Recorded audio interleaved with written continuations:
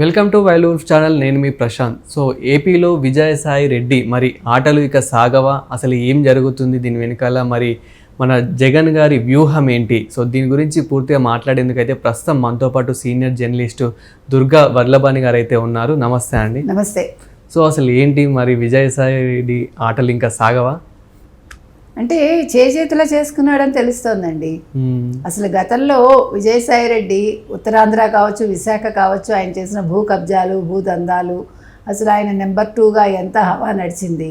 ఒక ముఖ్యమంత్రి తర్వాత, అంటే జగన్మోహన్ రెడ్డి తర్వాత ఒక ముఖ్యమంత్రిగా ఆయన పేరే వినిపించేది అప్పుడు.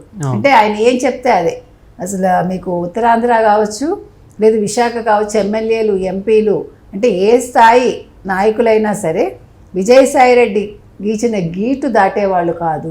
అంటే ఆయనకి అంత ఇంపార్టెన్స్ ఉండేది. నెంబర్ 2 అని ఎప్పుడూ చెప్పేవాళ్ళు ఆయన. అలాంటి మనిషిని 2 ఏళ్ల తర్వాత జగన్మోహన్ రెడ్డి అతన్ని తీసేసి వైవి సుబ్బారెడ్డిని ఇన్ఛార్జిగా పెట్టాక మళ్ళా ఇటీవల కాలంలో ఆయనకు బాధ్యతలు అప్పగించారు విశాఖది. అంటే ఓడిపోయాక కొంచెం అతని ప్రాబల్యం తగ్గాక మళ్ళీ ఇటీవల కాలంలో ఉత్తరాంధ్రకి ఇన్ఛార్జిగా ఆయన నియమించాక ఇప్పుడు మళ్ళా సజ్జల పేరు వినిపిస్తోంది. సజ్జల్ని పార్టీ కోఆర్డినేటర్గా ఆయన పెట్టారు. ఎందుకు పెట్టారు అంటే మొన్న మనం చూసాము, ఏబిఎన్ ఆంధ్రజ్యోతి ఎండి రాధాకృష్ణ, వేమూరు రాధాకృష్ణ క్లియర్ కట్గా విజయసాయిరెడ్డి భాగవతాన్ని బయటపెట్టారు. ఎందుకంటే విజయసాయిరెడ్డి చేసిన ఒక ట్వీట్ తోటి మొత్తం వ్యవహారం బయటకు వచ్చింది. ఆయన ఏం చెప్పారు, విజయసాయిరెడ్డి తన్ని కలిశారని, తర్వాత జగన్మోహన్ రెడ్డి గురించి కూడా ఏం మాట్లాడాడో అవన్నీ వివరాలు చెప్తూ ఎవరి మీదైనా ఒక ట్వీట్ పెట్టాక మళ్ళీ వాళ్ళకి ఫోన్ చేసి క్షమాపణ చెప్తాట. అంటే పార్టీ చెప్పబట్టి చేశాను, జగన్మోహన్ రెడ్డి చెప్పబట్టి చేశాను, ఇందులో నా తప్పేం లేదు అనేది అట్లా మాట్లాడతాట.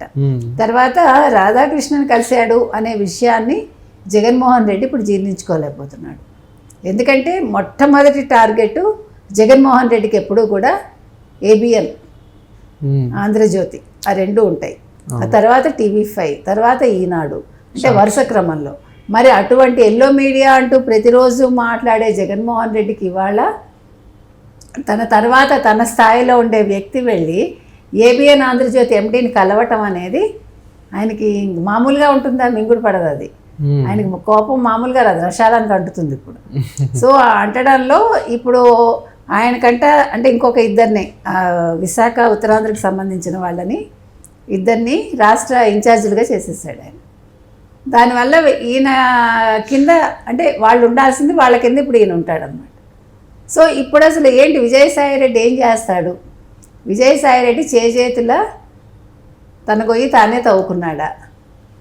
ఇప్పుడు మీరు అంత ఉన్నత స్థానంలో ఒక పార్టీలో ఉండి ఈరోజు పార్టీకి ద్రోహం చేశారని తెలిస్తే ఎలా ఉంటుంది? మనం ఎన్నో సినిమాలు చూసాము. అసలు కిమ్ము గురించి మనకు తెలుసు, కొరియాకి సంబంధించిన వాడు. అటువంటి కిమ్ అయితే ఈ పార్టీకి ఏం చేసేవాడు? ముక్కలు చేసి ఉండేవాడు. అంటే మనం కిమ్ముతోటి పోలుస్తాం ఎప్పుడు జగన్మోహన్ రెడ్డిని చాలా విషయాల్లో. అవును. సో మరి ఇప్పుడు జగన్మోహన్ రెడ్డి వ్యవహార శైలి ఎలా ఉంటుంది, రాజకీయ ఎత్తుగడలు ఎలా ఉంటాయి, ఏం చేస్తాడు? ఇప్పుడు ఏబిఎన్ రాధాకృష్ణ సంగతి అందరికీ తెలుసు, ఓపెన్గా మాట్లాడతాడు ఆయన. ఇప్పుడు మీరు వచ్చి కలుస్తారండి, కలిసినప్పుడు రాధాకృష్ణకి ఏం పట్టింది? ఎవరినైనా రమ్మంటాడు, మాట్లాడతాడు, అంతవరకే కదా. ఇప్పుడు అతను భూమిల్లో వాళ్ళ కూతురు అక్రమ కట్టడాలు మనం కూల్చేశారు ఈ ప్రభుత్వం వచ్చాక. ఈ ప్రభుత్వం దేన్ని ఒప్పుకోవట్లేదు. తెలుగుదేశం కూటమి ఎక్కడ అన్యాయం జరిగినా దృష్టి పెడుతున్నారు. తర్వాత మనం తీసుకుంటే కనుక అయితే ఇప్పుడు అసలు ఉత్తరాంధ్ర పరిస్థితి ఏంటి? ఉత్తరాంధ్రలో ఇతనికి ఎంతవరకు ఉంటుంది? ఉత్తరాంధ్ర ఇన్ఛార్జిగా దేవాదాయ శాఖకు చెందిన శాంతితోటి ఈయనకి ఉన్న గొడవలు ఏంటి, ఈయన ఏ రకంగా ఆవిడతో ఉన్నారు, అదొక పెద్ద ఎపిసోడ్ నడిచింది. పాప ఆ భర్త ఏమైపోయాడో మనందరికీ తెలియదు. మరి అతన్ని ఎలా నోరు మూయించారు, ఏం చేశారు, ఇంతకీ ఇప్పుడు ఆ శాంతికి పుట్టిన కొడుకు ఎవరు అనే దాని మీద వాళ్ళు కోర్టుకు వెళ్ళి మాట్లాడకుండా చేశారు. సో ఏది ఏమైనా ఇప్పుడు విజయసాయిరెడ్డి అనేవాడు వైసీపీలో ఇప్పుడు ఏ రకంగా కొనసాగుతాడు? వేరే పార్టీలోకి వెళ్ళలేడు, బీజేపీలోకి వెళ్తాడని మాటలు వచ్చాయి. బీజేపీలోకి వెళ్తాడా లేదా అనే దానికి బీజేపీ వాళ్ళు ఒప్పుకోరు బహుశా. అమిత్ షానే తిట్టేవాడు, మీరు మోసం చేశారు, మీరు మోసగాళ్ళని తిట్టేవారని ఎవరు ఏబిఎన్ రాధాకృష్ణే చెప్తున్నాడు. అంటే ఏబిఎన్ రాధాకృష్ణ దగ్గరికి వెళ్ళి ఏడ్చేవాట, జగన్మోహన్ రెడ్డి ఇలాగా అలాగా, ఇతను మంచివాడు కాదు అంటూ జగన్మోహన్ రెడ్డి మీదే నెగిటివ్ చెప్పాడు. అంటే ఇప్పుడు ఇతన్ని అసలు పార్టీలో ఏ రకంగా నమ్ముతారు? ఇప్పుడు జగన్మోహన్ రెడ్డి అంత నెత్తిన పెట్టుకున్నందుకు ఈరోజు జగన్మోహన్ రెడ్డి గురించి అంత చెప్పాడు అంటే అసలు ఏ రకంగా తీసుకోవాలి? విజయసాయి రెడ్డిని జగన్మోహన్ రెడ్డి ఎందుకు నమ్మాలి? అవును. ఒక యాక్చువల్గా విజయసాయి రెడ్డి అనేవాడు ఒక ఆడిటర్గా ఉండి రాజశేఖర రెడ్డి హయాంలో క్విడ్ ప్రోకో ద్వారా ఇన్ని వేల కోట్లు 43,000 కోట్లు క్విడ్ ప్రోకో ద్వారా జగన్మోహన్ రెడ్డికి వచ్చేలా చేశాడు అని, దానివల్లే జగన్మోహన్ రెడ్డి విజయసాయి రెడ్డిని నెత్తిన పెట్టుకున్నాడని అందరికీ తెలిసిన విషయం అది. అయితే అదే విజయసాయి రెడ్డి 5 ఏళ్ళు తన హవా చూపించాడు పార్టీలో అన్ని రకాలుగా. నోరు పడేసుకుంటూనే ఉన్నాడు. ఎవరి మీద? చంద్రబాబు నాయుడు గారి మీద, లోకేష్ మీద, పవన్ కళ్యాణ్ మీద, అందరి మీద. ఏ రోజు ఎవరిని వదల్లా. మరి ఈరోజు నువ్వు అసలు రాధాకృష్ణ ఎందుకు కలిసావు? మీకు అసలు ప్రతిపక్షం కిందే కదా. ఆ పేపరు సాక్షి పేపర్కి ప్రతిపక్షమే కదా.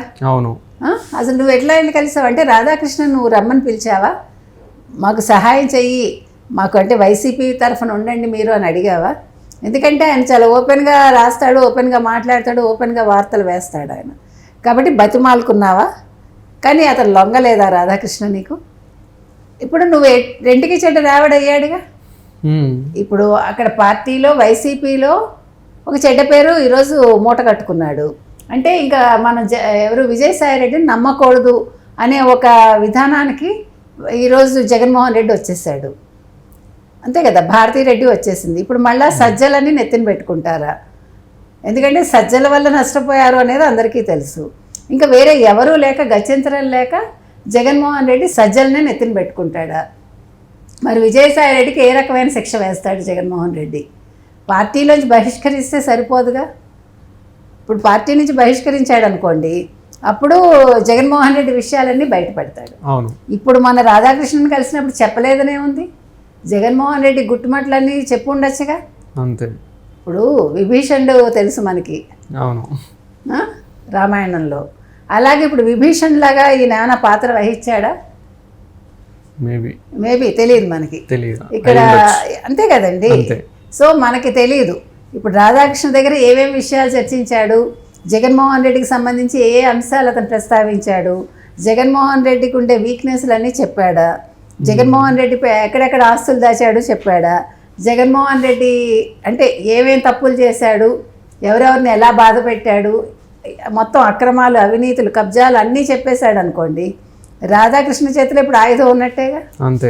అంటే తినే వెళ్ళి తన జుట్టు తనే రాధాకృష్ణ చేతికి ఇచ్చుకున్నాడు. జగన్మోహన్ రెడ్డి జుట్టు కూడా ఇచ్చాడు. నీ జుట్టు ఇచ్చుకుంటే ఇచ్చుకున్నావు. ఇప్పుడు జగన్మోహన్ రెడ్డి జుట్టు కూడా ఉంది. భారతీ రెడ్డిని కూడా ఇరికించాడు.